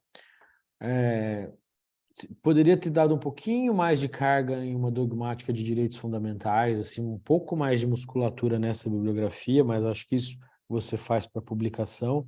Mas o que eu gostaria de te ouvir são uma breve reflexão sobre esses dois pontos, né? Se você rastreou algum ponto de aprimoramento legislativo e se você refletiu um pouco mais sobre outras alternativas para você solucionar esse gap, esse ato entre regulação e enforcement, né? Entre legislação e aplicação da lei. Porque isso, a gente pode ter a melhor lei do mundo, que a gente sempre vai ter esse problema de como colocá-la em prática, né? Então, não sei, tem inúmeras alternativas, né? Pensar como obrigação federal de alocar alguém, será que faz sentido? Ou abrir um espaço para convênio com organizações da sociedade civil, com organizações privadas, como existe no SUS, né? A saúde indígena, por exemplo, que é de dificílima cobertura pela rede pública, ela é toda feita com base em convênio com entidades privadas. Isso está na Constituição, inclusive, né? Porque você não consegue ter uma carreira para populações indígenas, uma carreira federal ou estadual no interior do país. Então, sim, a gente precisa pensar coisas mais flexíveis para garantir o acesso à educação da pessoa com deficiência. Então, são esses pontos que eu queria te ouvir, mas parabéns pelo empenho pessoal em concluir uma tese de doutorado num tema tão inovador e pelo mergulho empírico na rede de São Luís. Acho que isso é muito meritório. É isso. Obrigadíssimo, professor João Bachur. Obrigada pelos excelentes comentários. De fato, acho que a gente teve um empenho aí de todos, e especialmente do Duarte, mas também da banca de qualificação. E, Duarte, acho que você aproveitou também muito esse momento. Então, mas antes de, não vou falar isso agora, posso deixar para falar no final. Já queria passar a palavra para você, para os seus comentários, por gentileza, e aí, se você puder abordar cada um dos professores, também o que cada um comentou. Por favor. Primeiro, destacar a minha emoção, né, de ver tantos professores que eu admiro a história, não tem outra palavra, mas que são professores que eu sou fã, né? Quando eu tive a honra de encontrá-los no doutorado, eu olhava, assim, por exemplo, eu sou Bruno Miragem, e falava, cara, eu li os livros dele, hoje ele está aqui falando para mim, né? A história da professora Laura, a história do professor Bachur e o medo ele ficou por último, eu fiquei mais ansioso, porque o professor Bachur, acho que todos vocês sabem, ele tem uma fama muito positiva com todos os alunos. Todo mundo, quando o professor Bachur passa no corredor, todo mundo já se treme, né? Alguns colegas de turma falavam, o Bachur tá na tua banca. Eu falei assim, pois é, cara. Eu tentei fugir, mas foi muito bom, porque o professor Bachur tem uma experiência fantástica na área de Exagero, educação. Duarte, porra. Eu sou mó tranquilo em banca. Não, e o pior é que, assim, confesso de verdade, professor, a fama assusta mais. Quando a gente se aproxima, a gente vê o quanto... eu agradeço a professora Laura também pela indicação, porque foi muitas vezes eu fui no WhatsApp e pedi socorro. Isso é choradeira de aluno, viu, Duarte? O senhor, professor Bachur, me deu assim, muitas luzes, muito direcionamento. E eu sei da sua experiência com o tema. O professor Ricardo Murichita, quando eu passei a ter o WhatsApp dele, da época que eu presidi o PROCON aqui no Maranhão, era quase um título para mim. Olha, eu tenho um WhatsApp do professor Ricardo Murichita. Então, assim, todos vocês, é uma grande honra. Mas isso é um título mesmo, isso aí é importante. É uma grande honra ter, assim, todos vocês preparando um tempo da vida de vocês para poder me ouvir, para poder ler o que eu escrevi. Então, quero profundamente, assim, de coração mesmo, de coração para coração, agradecer vocês por fazerem parte desse momento tão especial para a minha vida. Todas as ponderações que os professores fizeram, eu anotei aqui, fui sublinhando. Vou levar todas em consideração, como, por exemplo, o Bruno Mirage aqui eu destaco, quando ele fala sobre a questão dos dados. Eu confesso que eu fiquei na dúvida na hora que eu estava redigindo a tese, se eu iria manter aquele quesito onde fala sobre os cuidadores, porque 59% afirmaram que não tem, 41% afirma que tem. Ficou ali, não ficou muito distante, né? Quando, na verdade, de fato, quando a gente vai olhar os dados, a gente percebe que são só 130 cuidadores para 3 mil alunos com deficiência, sendo que uma média de 80 mil ainda está ali no processo de diagnóstico. Então, eu fiquei ali na dúvida, eu mantenho esse quesito e decidi manter mas por um respeito à pesquisa, né? Se eu fiz essa pergunta, eu não ia suprimir um questionamento só porque ali não era tão conveniente a mim, por mais que eu trouxesse dados que demonstrassem que aquela pergunta, os entrevistados ou não entenderam a forma como eu perguntei, mas o senhor foi assim na mosca, né? Ao fazer esse comentário. E sobre esse dado dos 130 cuidadores, ele, de fato, não consta no texto da tese, mas consta na ação civil pública que eu menciono na tese, né? Na tese eu falo sobre a ação civil pública protocolada pelo Ministério Público e no corpo da ACP, o promotor de justiça, Dr. Lindon Johnson, ele traz esses dados, essas informações extraídas da Secretaria de Educação do município, né? Então, estou trazendo aqui como exemplo uma ponderação que eu agradeço ao professor, porque, de fato, na redação eu fiz essa escolha apesar de entender que haveria aí uma contradição. Sobre a possibilidade de falar mais sobre essa proposta, eu trago aqui na página 147, 148, todas os testemunhos, né, todas as contribuições qualitativas, posso assim dizer, das pessoas que foram entrevistadas, né? Por exemplo, pessoas que acham que a escola é linda, mas é linda só de fachada, né? Não tem estrutura na quadra, não tem área de convivência, não tem área livre. Tem o testemunho do pai que foi muito emocionante quando ele fala da importância de trazer um profissional que ele paga, um psicólogo, para dentro da escola, e a dificuldade até que ele teve de poder trazer esse profissional para a escola permitir que esse profissional entrasse lá, ou seja, ele estava pagando um profissional e queria que esse profissional ingressasse na escola para melhorar os profissionais, para melhorar a convivência com outros alunos, para proporcionar aquilo a outras famílias. E eu acho que esse é o ponto principal da minha tese, porque é um trabalho não acabado. Eu não vou parar por aqui. E claro que eu penso em publicar as contribuições para publicação, para fazer um livro sobre a tese. Eu vou fazer todas essas atualizações, mas a maior vantagem, né? Acho que um dos pontos positivos desse trabalho é expor esse tema. A gente precisa conviver com as diferenças. E aqui eu trago já uma resposta ao que o professor Ricardo Murichita mencionou. Qual é o benefício para a sociedade da inclusão? É tão importante para pessoas com deficiência quanto para as pessoas que não têm nenhum tipo de deficiência, neurotípicas e atípicas. A partir do momento que eu convivi mais com isso, e olha que eu já trabalho sobre essa temática há bastante tempo, quando conseguimos a eleição para deputado estadual, eu fiz um processo seletivo, o primeiro e único do Maranhão a fazer um processo seletivo para formar a equipe de gabinete, e eu tive a sensibilidade de escolher uma pessoa com deficiência, de inserir no meu gabinete, colocar no meu gabinete uma pessoa com deficiência. A gente fez uma série de adaptações físicas para que a cadeira de rodas pudesse entrar no gabinete. A gente conviveu com aquela diferença e para a gente foi muito importante. A gente se tornou mais humanizado, até as palavras que a gente iria usar, que antes parecia uma bobagem, mas a gente percebia que aquela palavra poderia ofender profundamente a dignidade de uma pessoa. Então, conviver com o diferente, conviver com as diferenças é muito, mas muito importante para pessoas que não têm nenhum tipo de deficiência. Então, um ponto positivo do nosso trabalho é que ele traz o assunto à luz, né? Ele traz o assunto para o debate. E as pessoas começam a se dar conta o quão isso é importante. Por exemplo, para mim, que tive essa sensibilidade em 2019, nem imaginava ser pai antes de terminar o meu primeiro mandato. Minha primeira lei aprovada na Assembleia em 2019 foi sobre o direito das pessoas com deficiência, o programa do RG+, mas a partir do momento que o meu filho teve um diagnóstico de T21, eu passei a aprofundar mais, eu passei a entender o quão importantes são as pequenas conquistas, devagar, mas sem parar.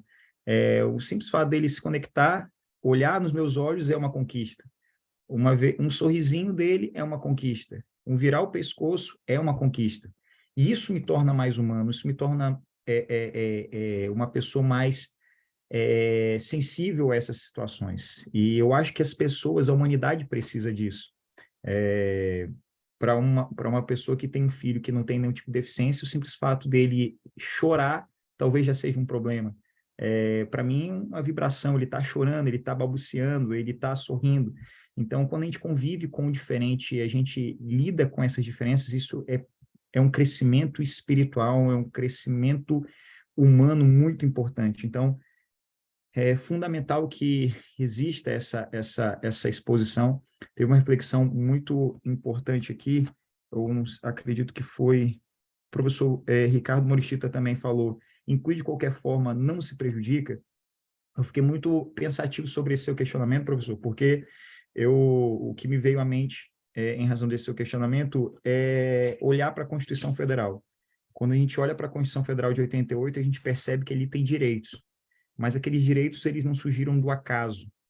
O próprio Código de Defesa do Consumidor, ilustrando aqui, não surgiu do acaso, houve todo um movimento progressista, em contraposição a um movimento mais neoliberal, um movimento de direita, dizendo que se o Código de Defesa do Consumidor se tornasse lei, as empresas iriam falir, iriam quebrar. Houve um debate muito grande e profundo, o senhor sabe muito bem sobre isso. Mas quando a gente fala sobre o direito das mulheres, quando a gente fala sobre o direito dos povos indígenas, quando a gente fala da Constituição Federal como um todo, ali tem sangue, sabe? Ali tem suor, ali tem luta.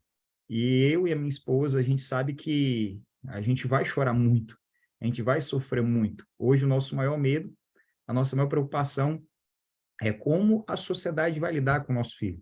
Como vai ser a convivência do meu filho numa escola. Será que os amiguinhos vão rir dele? Será que os amiguinhos vão respeitar as diferenças dele? Mas, se a gente não enfrentar essa questão, se a gente não incluir verdadeiramente, se não houver uma exposição, se não houver suor, se não houver sangue, se não houver luta, a gente não vai conseguir fazer com que daqui a uma década haja uma inclusão social de verdade. A gente chegou numa quadra histórica onde um ministro da Educação, ele não sabe como ele ofendeu muita gente, para ele foi algo simples, que uma criança com deficiência atrapalha no ensino regular. Imagina para um pai ouvir isso. E eu acho que esse nosso trabalho, a exposição desses sentimentos, ele é muito importante para que as pessoas parem e pensem, cara, obrigado, meu Deus, por não ter isso tão próximo de mim, mas, meu Deus, me permita ter mais proximidade com essas situações para que eu me torne uma pessoa melhor. E o meu filho é o maior presente da minha vida. Se a gente pudesse escolher como um produto de consumo ali numa prateleira, olhando no supermercado, qual filho eu quero ter? Eu quero ter o Luca, porque o Luca me tornou uma pessoa 1000 vezes melhor. Então, eu sei que não vai ser fácil, infelizmente pela inclusão não é o caminho. Incluir de qualquer forma prejudica sim, mas talvez sejam traumas, sejam cicatrizes que nós vamos passar para que outras pessoas no futuro não tenham que passar por esse sofrimento que eu vou passar e que outras pessoas já passaram, mas com certeza os impactos de agora são bem menores, bem menos intensos do que os impactos de outrora, né? O senhor falou da Cíntia Paz de Carvalho, na dúvida se era homem, né, ou mulher. A Cíntia, ela é uma professora pesquisadora da PUC, do Rio de Janeiro, e tem também outra Carvalho, que é a Rosita Edler Carvalho, que é graduada pela Universidade de Santa Úrsula, né? Foram as duas que eu citei, e aí eu fiz questão de buscar aqui para poder fazer essa pontuação para o senhor. A extinção da SECAD, eu fiz uma menção ali até bem superficial, vou levar em consideração para aprofundar essa questão, mas tem um estudo da Vanessa Campos, da Universidade Estadual do Paraná, que ela fala sobre a SECAD, e ela traz, até publicou, há um livro agora falando sobre isso, e ela fala sobre os prejuízos da extinção da SECAD, né? Porque a SECAD é a Secretaria de Educação Continuada, Alfabetização, Diversidade e Inclusão. Eu, em linhas mais objetivas, para não tomar mais tempo dos professores, eu traria aqui como exemplo uma citação do próprio Bourdieu, né? Do caráter simbólico das coisas. A presença dessa secretaria, a existência dessa secretaria, a mera existência dela, ela serve como um símbolo. Essa seria uma das várias vantagens, né? Além do que é importante a manutenção da efetivação dessas políticas públicas, né? Então, eu acredito que, é claro que isso não exclui o pensar dessa política pública, mas eu acho que tem um caráter simbólico muito importante a existência de uma secretaria de educação continuada, alfabetização, sobre a diversidade e inclusão, né? Sobre o que o professor Ricardo Bachu falou, sobre a questão do meu trabalho a partir do dia 1º de fevereiro. Eu tenho pontuado várias situações. Ontem, inclusive, me reuni com a Associação Brasileira de Síndrome de Down. Tenho ouvido muitas pessoas da sociedade civil, muitas entidades. Tem várias questões legislativas, por exemplo, houve um veto na época pela presidenta Dilma sobre a questão do benefício, né, da aposentadoria para pessoas com deficiência, e que foi retirado em razão do fato dessa pessoa exercer uma atividade. Se a gente está trabalhando com inclusão, se a gente está falando sobre alfabetização em aprendizado, não é para que a pessoa com deficiência saiba ler, saiba escrever e guarde para ela, mas é para ela ser inserida no mercado de trabalho, para que ela alcance a independência. O incentivo, por exemplo, a cursos técnicos. A gente tem uma herança, talvez lusitana, né, portuguesa, de ter um diploma de mestre, de graduado, doutor, e colocar ali na parede. Olha, sou doutor, eu tenho mestrado, meu título é esse, mas a gente talvez poderia, para as pessoas com deficiência, ter um incentivo muito forte para cursos técnicos, cursos profissionalizantes. Talvez, eu acredito. Meu filho, ele não vem se interessar em fazer um mestrado, não vem se interessar em fazer um doutorado, mas ele pode buscar um curso profissionalizante na área de computação, na área de montagem e manutenção de computadores, que eu fiz no SESC Senai. Então, a gente precisa ter uma atualização da legislação respeitando essas limitações, mas para que essas limitações não sejam umas limitações impostas pela sociedade ao ponto de subestimar essas pessoas, que eles só precisam de incentivo e oportunidade. O próprio revogaço, não tenha dúvida, com muita contundência, esse decreto 10.502/2020 vai ser uma das minhas prioridades, de revogar esse decreto, de ter uma legislação mais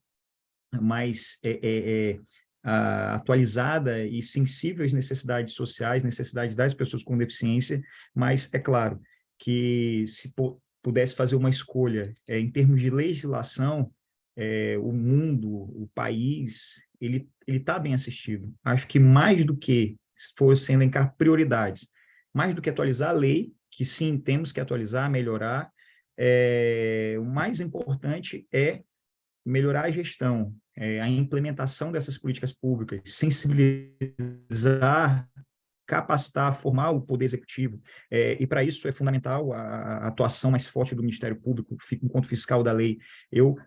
Uma das minhas conclusões, eu até coloquei na apresentação, eu falava que ações isoladas não terão capacidade de transformar o sistema. Não é um discurso contra a judicialização. Pelo contrário, é importante a judicialização, mas a judicialização isolada de um determinado ponto não vai resolver o problema. Então, a judicialização é positiva, mas não pode ser feita de forma isolada, e é fundamental a participação de órgãos como o Ministério Público. Bem, eu acredito que eu tenho, assim, de forma objetiva, né, passado por todos os questionamentos. Agradeço profundamente a todos os professores aqui. Por fim, eu quero muito lhe agradecer, professora Laura. De fato, minha esposa sabe disso, eu sou apaixonado pelo seu trabalho, eu sou um fã do seu trabalho. A senhora é uma professora, me perdoe pelas palavras, eu estou, assim, muito emocionado, é a primeira vez que eu falo sobre meu filho sem não chorar, mas a senhora foi muito... Olha aí, primeira vez, vamos, força, vai dar certo, mas a senhora foi muito especial para mim, por permitir que eu mudasse meu tema em pouco tempo, por ter me apresentado o Bachu, alguns podem não saber, mas é seu marido, então eu fico imaginando que bom seria eu morar junto com vocês, como eu ia aprender, porque são dois professores assim, extremamente doces, e vocês foram um pai e uma mãe para mim nesse processo de trabalho, de pesquisa, e eu não vou esquecer por todo o carinho que a senhora teve pelo meu trabalho, pela sensibilidade de me permitir mudar o meu tema e todas essas orientações. Muito, muito obrigado a todos vocês. Aqui não é o fim, eu vou atualizar o trabalho, levando em consideração as percepções e as orientações dos professores, e espero muito que ele sirva para sensibilizar mais a sociedade para tudo que a gente precisa mudar, não só pelo meu filho. Graças a Deus, hoje eu posso proporcionar algo para o meu filho. Eu não estou pensando no meu filho em especial, mas eu estou vendo a experiência que eu estou tendo com meu filho para que o filho daquele que não pode pagar, o filho daquele que não tem condições de pagar para uma físio, para uma fono, para uma TO, não tem condição de ter acesso à saúde, para que o filho do povo, filho de pessoas comuns, não perca a oportunidade de ler, de escrever e sejam condenados pelo simples fato do seu pai e da sua mãe não ter condição de pagar por isso. Como eu disse, pessoas com deficiência não são dignas de pena, são dignas de direito. E eu acredito que esse trabalho vai ajudar muito nesse sentido. Muito obrigado. Obrigada, Duarte. Obrigada pelas palavras tão gentis e pelo seu engajamento nesse trabalho. Você, de fato, fez um trabalho espetacular. Eu acho que, de fato, a mudança de tema, você se esforçou muito, não é fácil. Bom, já não é fácil terminar um doutorado, como todos os professores aqui disseram, que dirá ainda fazer essa mudança de tema, né, com tudo isso acontecendo na sua vida da sua família, né, a chegada de uma criança também sempre é uma grande transformação, e eu acho que você cumpriu com maestria. Eu quero nem adiantar agora, preciso primeiro passar para os professores para saber se estão satisfeitos com a resposta do Duarte. Sim, imagino que sim, claro. Mas, Duarte, acho que você foi muito empenhado aí desde o começo, durante todo o tempo, já no seu outro tema, depois com a mudança de tema, e eu fico muito feliz de a gente poder ter te ajudado. O Bruno teve na qualificação, acho que ajudou muito, o João também, e é um prazer muito grande poder ter tido essa banca. Eu fico muito contente, de fato, de você ter chegado ao final. Como eu disse, só chegar no final do doutorado já é a verdade é que já é um grande acontecimento, e com todo esse seu empenho, com todo esse amor que você colocou nesse trabalho, e com tudo isso que esse trabalho representa para você, acho que isso é ainda mais importante. Eu queria, antes até de talvez te falar mais um pouquinho, eu queria falar aqui com os professores. Percebo pelos comentários, talvez a gente nem precise ir para outra sala, mas deixo vocês à vontade, o professor Morishita, o professor Bruno. Eu dispenso essa linha. Tá. Eu acompanho. Acompanho, sem dúvida, sem dúvida. Maravilha. Acho que pelas arguições, né, Duarte, professor Bruno, obrigada, Morishita, João, ficou claro que você cumpriu com êxito, o seu trabalho, você está aprovado, então acho que isso ficou claro dos comentários dos nossos professores maravilhosos. E, Duarte, bom, parabéns, tenho certeza que o seu trabalho, ele ainda vai, como você colocou, como você falou, ele é um ponto de partida. Eu acho que é importante que você tente publicá-lo como livro, depois como artigos. Tenho certeza que, como você, na sua vida política também, o Ricardo falou isso muito bem, acho que você tem muita paixão por tudo que você faz, e tenho certeza que esse tema você vai levar ele ainda com mais paixão, com mais força, e tudo isso em benefício, como você colocou, de todo o país, de todas as crianças, e de todas as pessoas que precisam, e que têm esse direito já garantido na nossa Constituição. Então, meus parabéns, e também passo a palavra para você e para os outros nossos professores que quiserem, fiquem à vontade. Parabéns, Duarte, conta comigo sempre. Fechei a câmera aqui que minha internet ficou instável, mas, cara, você está de parabéns, enfim. Doutor em Direito Constitucional pelo DP, com todo o mérito. Foi um prazer te acompanhar. Um abraço. Parabéns, Duarte. Muito, muito bonito, muito emocionante. E é o início de uma caminhada aí, né? Porque eu acho que você vai cada vez mais, por tudo que você disse, se aproximando desse tema, também nessa perspectiva de multiplicar, né? Multiplicar o que você está produzindo aqui, que você aprendeu no doutorado, propondo, né? Também caminhos aí para realmente multiplicar a partir dessas tarefas públicas, né, o acesso das pessoas a esses direitos, como tu também colocaste. Meus parabéns, viu? Meus parabéns. Estou muito feliz de estar aqui nesse momento com você e com todos os amigos aqui. Parabéns, Duarte. O seu trabalho ele é inspirador, né? e não apenas pela capacidade, mas pelo amor. O que transforma é o amor, sabe, Duarte? É essa força que você vai e faz, o amor pelo seu filho, pela sua família, pelas pessoas. Então, acho que isso é o que te dá, pelo menos assim, é o que a gente sente quando a gente conversa com você, com essa força. Então, parabéns. É extraordinário que você seja doutor pela nossa escola. Fico muito feliz que seja o IDP que te outorga esse título, né?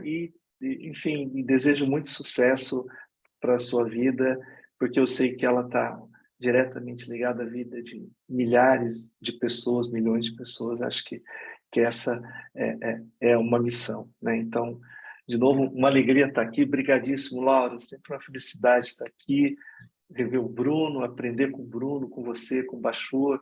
Bachur, uma alegria também te ver, ainda que por vídeo, né?